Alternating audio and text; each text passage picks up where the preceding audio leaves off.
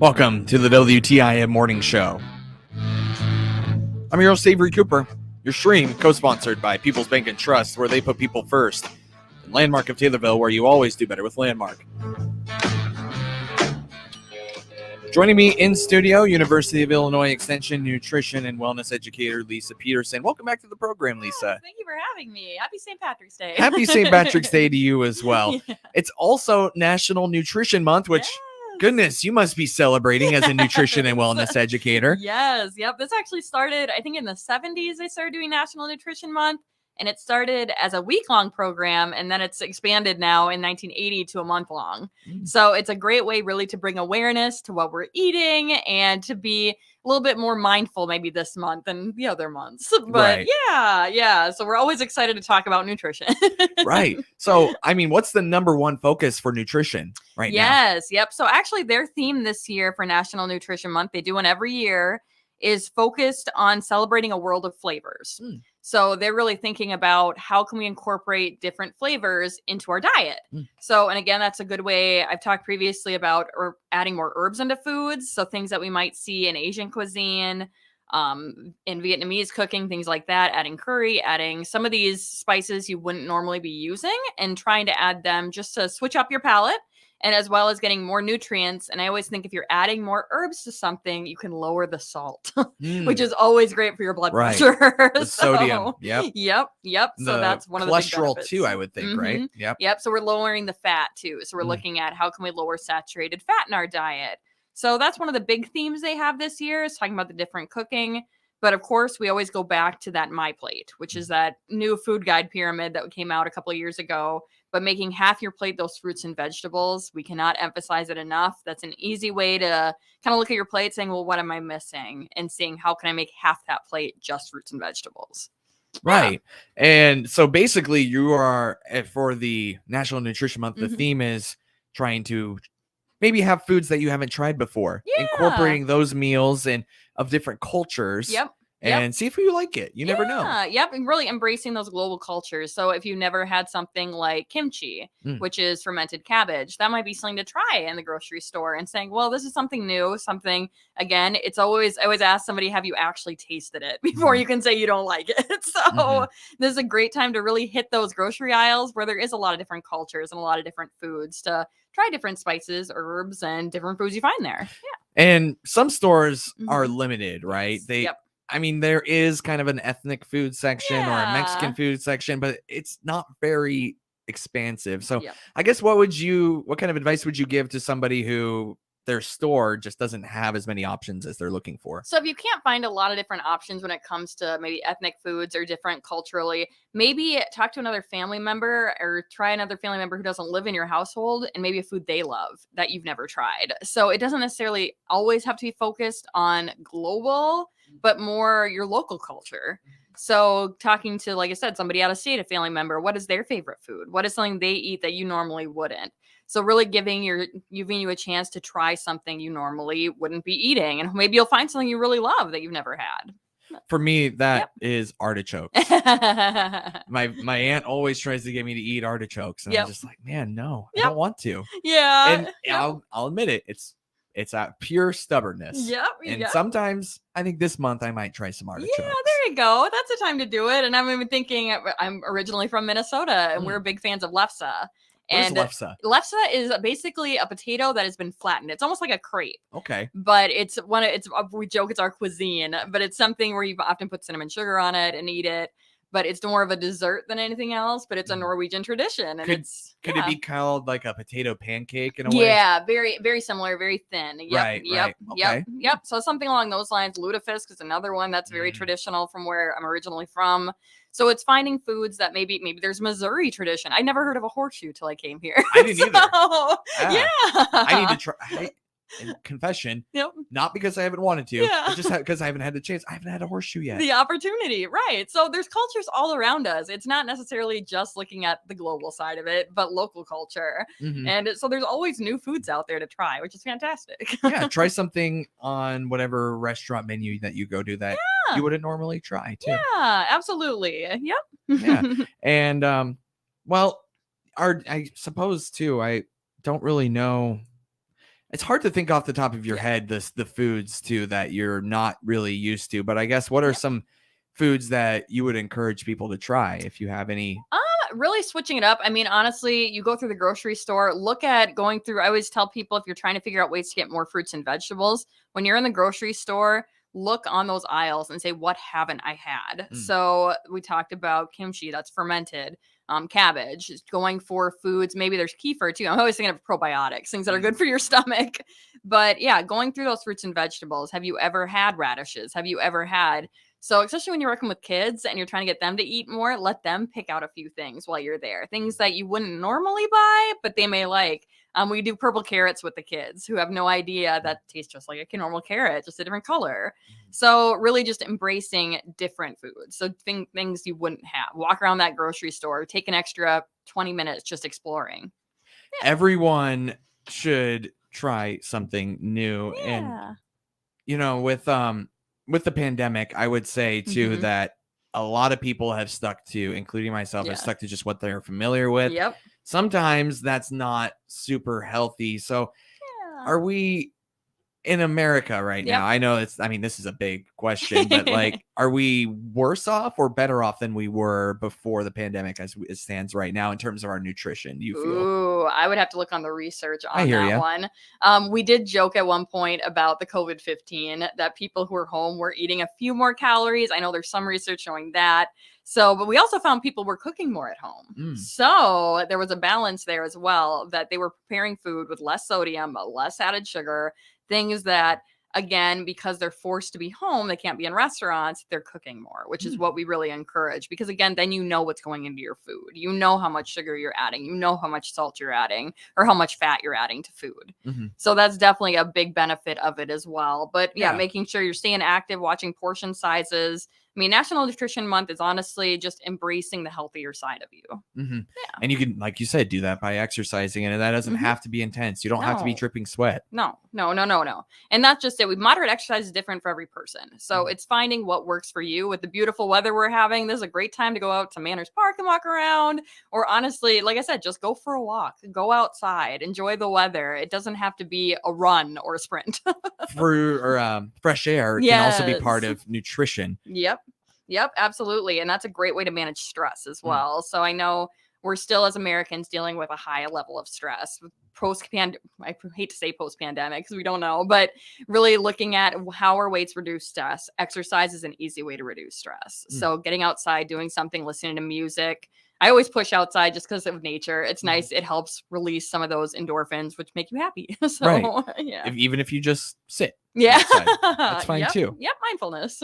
Yeah, just get outside and out of whatever office space Yep. your house or bubble you're in. Yeah, take a break, take a beat. Yeah, make sure you get outside. Make sure you are watching, incorporating more fruits and vegetables. We're getting closer to gardening season here, where people are able to do some planting and be able, again, being a gardener is a great way to help reduce stress. We always joke that pulling weeds is a good stress reliever, but it's also a physical activity people forget about. So Yeah. yeah, definitely call the extension house if you have any questions about gardening, about nutrition, and give us a shout out. That all seems like it's kind of the wellness Yeah. part too. Yep. It's not necessarily nutrition, but it helps keep you well. Yep. And the gardening side, I always think of you got the physical activity out there, you have the pride of knowing you've grown it, and then you are eating those fruits and vegetables you've grown, which is again that nutrition that we're going to hopefully prevent you from getting sick. And it's that cycle that just keeps on Yep. giving. Yep. Let me reintroduce you here, and then Yep. we'll continue after a quick break. You're listening to nutrition and wellness educator from University of Illinois Extension, Lisa Peterson. I'm Avery Cooper here on the WTIM Morning Show. Your stream co-sponsored by People's Bank and Trust, where they put people first, and Landmark of Taylorville, where you always do better with Landmark.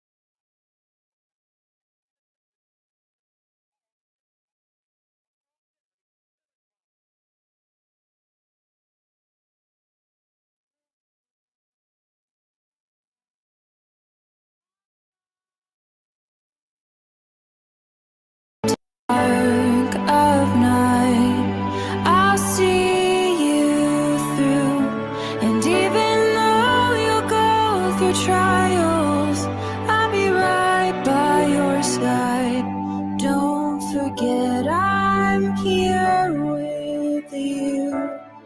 At HSHS Good Shepherd Hospital, we'll be right by your side, day or night, because respect guides us, and care defines us, competence empowers us, and joy inspires us. You see, this isn't just our job, it's our calling, and we answer it every day for every family. HSHS Good Shepherd Hospital. We're here with you. Welcome back to the WTIM Morning Show. I'm your host, Avery Cooper. Your stream co-sponsored by People's Bank and Trust, where they put people first, and Landmark of Taylorville, where you always do better with Landmark.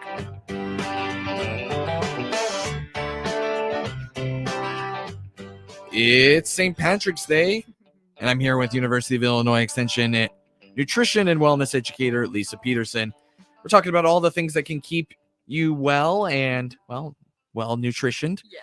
And one of the things that you can do on this St. Patrick's Day is, well, you could eat green vegetables. Yes. Yep. And I'm always a kicker for it that anytime there's a holiday, I get excited with themes. But yeah, that's one of the benefits we talk about today being St. Patrick's Day is how can I get more green in my diet?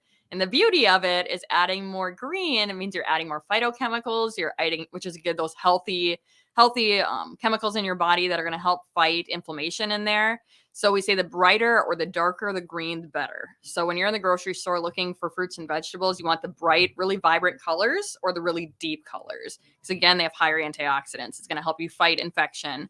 But leafy greens, that's a big part of that. And there's a lot of different varieties of green vegetables, especially when we talk about things like salad vegetables, like arugula, kale, spinach. But trying to figure out ways, how can you add more to your diet? And ways to do that, one of the things is adding them to smoothies, adding them into soups, adding them into, we always go right to salad. Like that's the obvious one.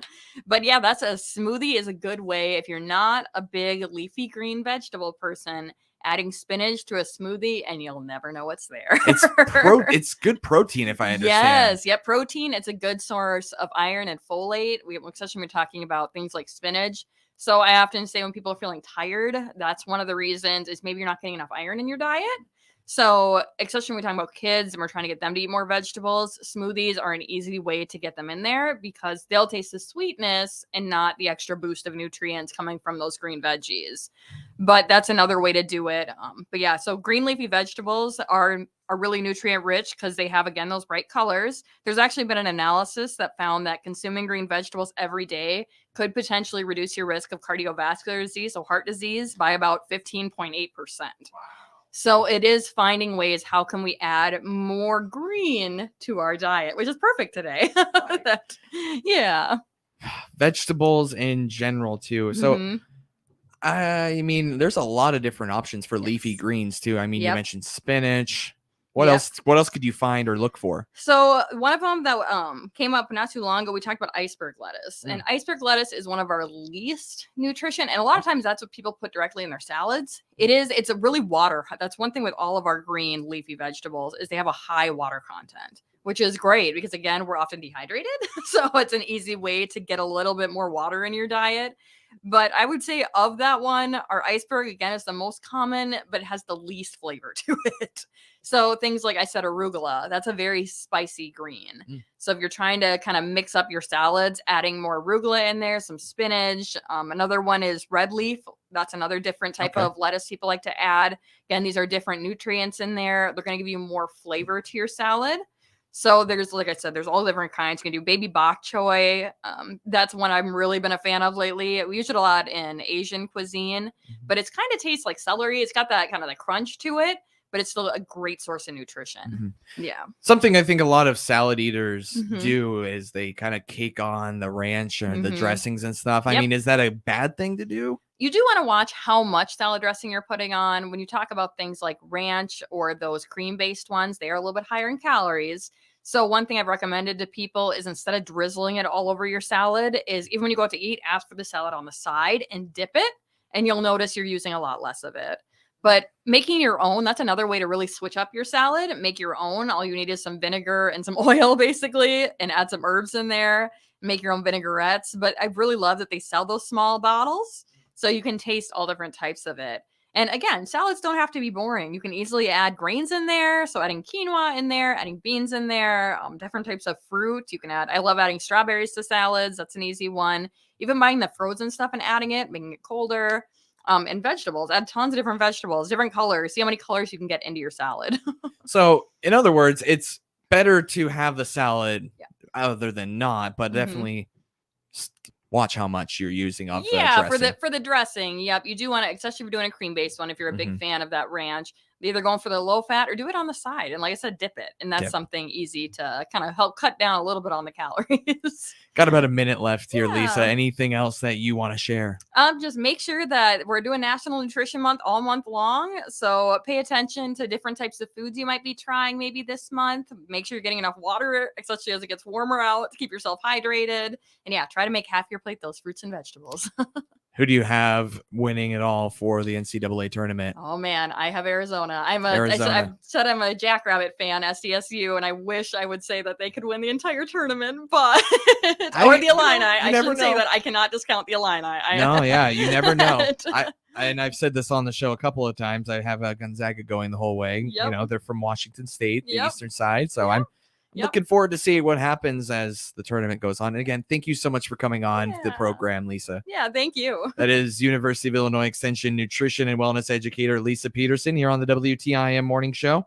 I'm your host, Avery Cooper. Your stream co-sponsored by People's Bank and Trust, where they put people first, and Landmark of Taylorville, where you always do better with Landmark.